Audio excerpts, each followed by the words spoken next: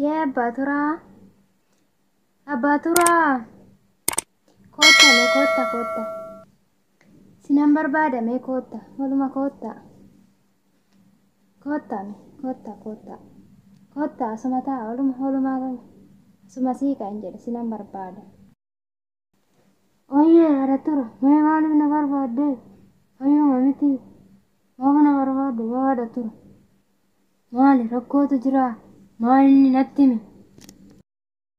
Abbaa turaako waan inan isin barbaadee fi wayi isinii mari'adhaa kana halkanis hirriiba na dhoowwee guyyaa hojii na dhoowwee nyaata na dhoowwee kinofdha abbataati luugeen ajjeesuuf deema.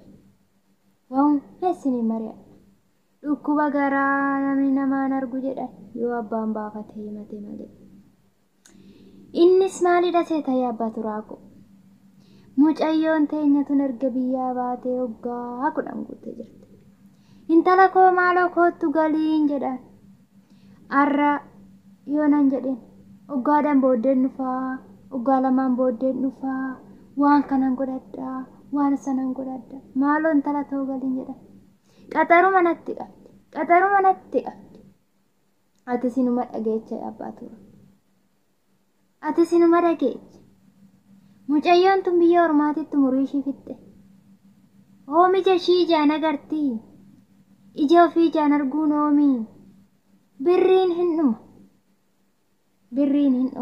yoo malamii ishii agarti. Ani kinoo kanuma yaadda kanuma nassaa yoo narraf yoo nan hojjedhu yoo nan nyaadhu boqannaa na dhabe sammuun koo boqannaa na dhabe yaa abbaa turaa maallu wayyaa akkam goonuu maallu wayyaa. Ayee haadha turaatu anis hassaabuu dhiisee miti anis kana inuma nassaaba umurii ishii biyya ormaatitti fixxee yoom nuftee lamii ishii argiti yoom nuftee ija ishii ijaan argitanis jechuu dhiisee miti gadumattan gadi haadha haadha turaako. Yaa haadha turaa wanta sitti muuyi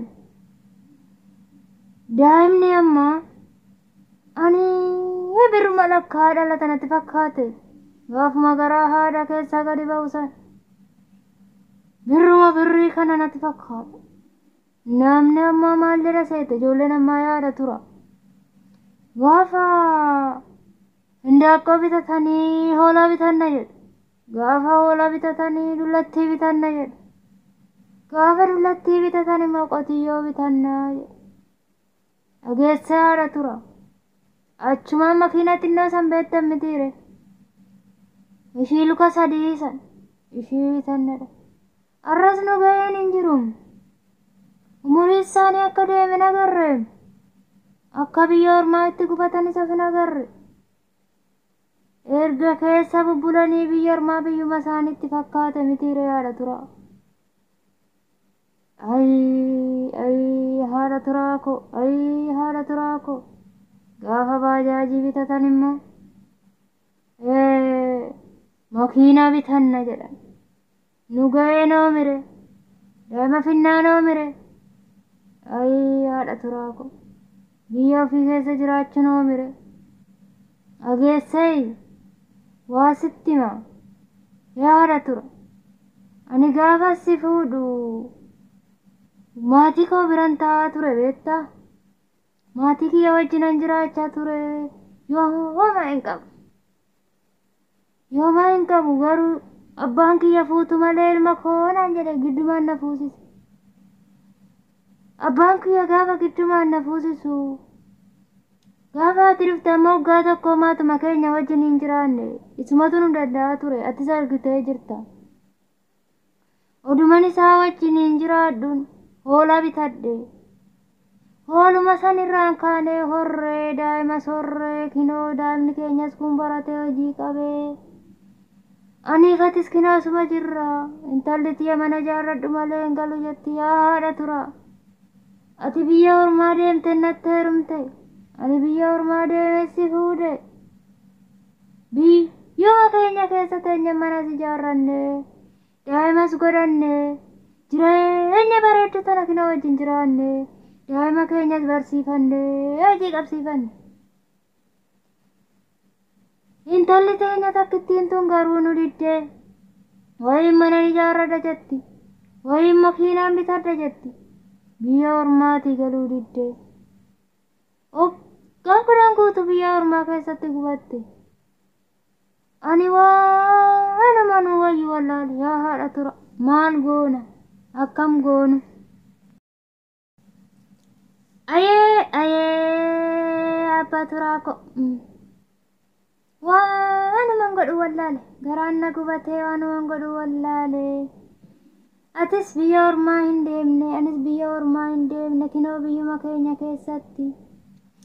Yoo argannes hojumaan nyaanne, yoo dhabnes beelofne. Jireenya bareedduu sana jiraachaa turre. Daa'ima keenyas barsiifanne, hojii qabsiifanne. Tun immoo mucayyaan tun biyya ormaa keessatti umurii ishii ofittee gaafa achii galte faaya adumaan qabdu. Isheen gaafa daa'ima takka deecha anaan qixxaatti siin jedhe abbaa turaa koo anaan qixxaatti. Ana haadha ishiidhaan qixxaatti. Umurii ishii biyya ormaatitti fixxee hojiin biyya ormaan tala lafaan ga'ee ajjeesee. Isaan amma achi jiranitti akkumaati jette biyya ormaa biyya isaanitti fakkaata. Biyya ormaa biyyuma isaanitti fakkaata. Birrii ji'aan argatan malee jireenyaa asiin raaffatanii. Hundumtuu akka nama darbuun raaffatanii. Alamiin daa'imummaatti nama dabartisiin jedhe. Alamiin daa'imummaatti nama dabarte. Kanaafuu waan goonu maallu wayya? Akkamitti mucayyoo tana waamuu qabna? Akkamitti waamnaa? Akkamitti akka ishiin biyya ishiitti galtee alamii ishee ijaan argitu? Ija ishee akka ijaan argitu akkam goona? Mee maallu wayya? Mee maallu wayya? Akkam goonetii galti? Mala nuu malaame. Maaloo yaa firana mala nuu mala. Akkamitti waamnan jedhe akkamitti waamna? Yaa haadha turaa ko waamuu dhiisne duraanis. Ginoo obboleessi ishii gaafa dhufe numa bilbilaaf maaloo intala koo biyya keetti galee hoonaan jedheef. Abbaa nan dhufa waggaa tokkoon booddeen dhufa naan jetti. Yeruma hundaa ogguma. Arras yoo nan bilbile waggaa har'aati. Ji'a har'aa soon bilbile waggaa har'aati.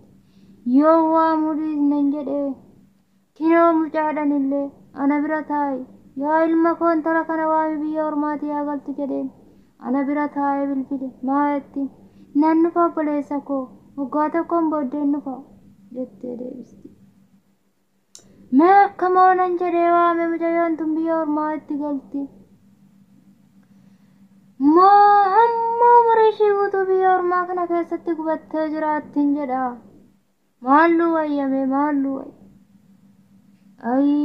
Yaa ilmoota.